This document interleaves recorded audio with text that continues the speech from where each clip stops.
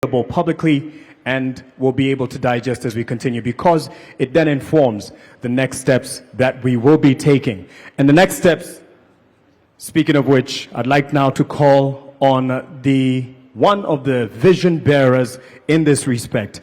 And for this, I'd like to say karibu sana to His Excellency Professor Peter Anyang Nyong'o, who's a governor, Kisumu County, but in this context, chairs the Vision Development Technical Committee, who will now give us a quick look at where we're looking to head as a nation and starting this conversation. Let's give a hand to Professor Nyong'o as he comes, and then he'll be followed by the young 7-year-old Adrian Gweth in a bit. Karibu sana.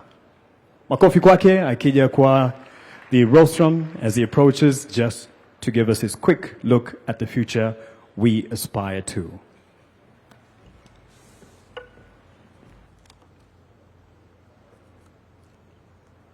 Thank you very much for giving me this opportunity to discuss a very important subject. Your Excellency, the President of the Republic of Kenya, Dr. William Samoei Ruto, Your Excellency, the Deputy President, Excellencies, Governors, distinguished Cabinet Secretaries, Members of Parliament, representatives of the private sector, academia, faith-based organizations, and civil society, distinguished guests, our dear friend, Dr. Hino, Professor Hino, who has been with us for a week now and who knows Kenya very well and has been working with us very closely on visioning the development of Kenya. Thank you very much, Prof, for coming. We gather here today for an extremely important occasion in national duty. We are here to begin a national conversation on Kenya's development goals for the next few decades. Collectively, here and in all parts of this country, in the days to come, we want to build for the future.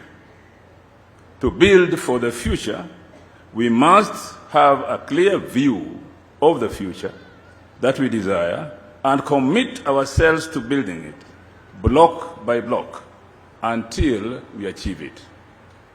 Many of us here today in this audience are perhaps asking themselves why this conversation is necessary at this time.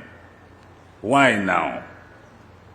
There are three compelling reasons why this conversation should take place at this important time. First, our country has been guided by Vision 2030 as its long-term development plan since 2008, implemented through successive 5-year medium-term plans covering the period 2023 to 2027, remains anchored on Vision 2030. But what happens after 2027? This is where medium-term plans becomes important.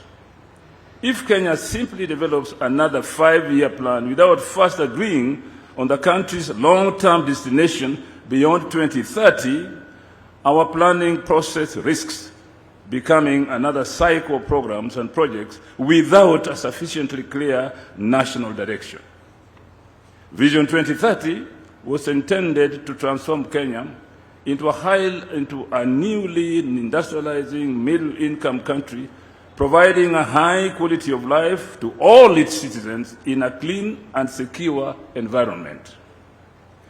With 2030 now just around the corner, it is necessary to take stock of how far we have so far come. Some of the challenges that Vision 2030 was designed to address have been substantially addressed, while others remain unresolved or become more complex. At the same time, Kenya now faces new challenges that were largely non-existent when the vision was conceived, in a global and regional environment that has changed fundamentally since the vision was unveiled more than 2 decades ago. It is therefore necessary to begin planning for the period beyond 2030 and allow sufficient time to formulate our new long-term development goals through an inclusive, consultative, and participatory process in keeping with the constitutional requirement for meaningful public participation. Secondly, the context in which Kenya operates, both domestically and within the regional and global arena, has changed significantly since the implementation of Vision 2030 began in 2022. Kenya now has a younger and increasingly urbanized population, creating growing demand for infrastructure, energy, housing, and social amenities. Regionally and across the continent, Kenya also faces increased competition, including from neighboring East African community countries, as nations pursue greater economic, infrastructural, and technological competition. The global competitive environment is therefore far more intense than it was in Vision 2030, when Vision 2030 was launched. Kenya cannot afford complacency. Sustained investment, innovation, competitiveness, and strategic foresight are essential to ensure that the country does not fall behind. Globally, we are faced with new realities in economic and political fragmentation of the multilateral system established after the Second World War. Geopolitical tensions have brought crisis to our land in ways we have never envisaged. It is high time we began a conversation on how we escape the disruptions such as developments in the decades abroad. Thirdly, we have learned valuable lessons from the implementation of Vision 2030 that we need to apply in thinking about and implementing new long-term development vision for this country. Vision 2030 has guided us to some measure of industrialization, political stability, modern infrastructure. There is more to be done to enable us transition to a high-income, high-value, resilient economy whose wealth is broadly shared among the citizens. There have been fair assessment of successes and challenges of implementation of Vision 2030 done by various state and non-state actors. Some of these assessments have gone further to attribute the limited achievement of Vision 2030 to certain explanatory factors, including but not limited to inadequate financial resources and a weak capacities for coordination and supervision of implementation. We will hear more of these perspectives in the course of this day and in future conversations.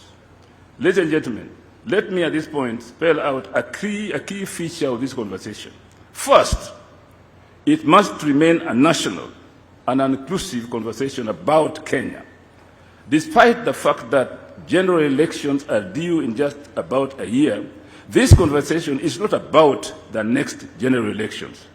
Indeed, one of the lessons that Kenya must learn from the countries that achieved socioeconomic transformation in recent history, in Asia, for example, is that long-term development goals must not be disrupted by electoral cycles and the political leadership that such elections bring up from time to time. Your Excellency, ladies and gentlemen, it is important to note that we do not have a plan yet at this time, except for some guidelines on how to produce it. This meeting is therefore the first step in a journey that must not be rushed. Let us give ourselves reasonable time to have an inclusive conversation among Kenyans regarding the future of our nation. Let us join this national conversation with open minds and a shared sense of purpose to imagine and craft our collective future as one Kenyan people and build consensus on how best to achieve our national goals for shared prosperity. Thank you very much.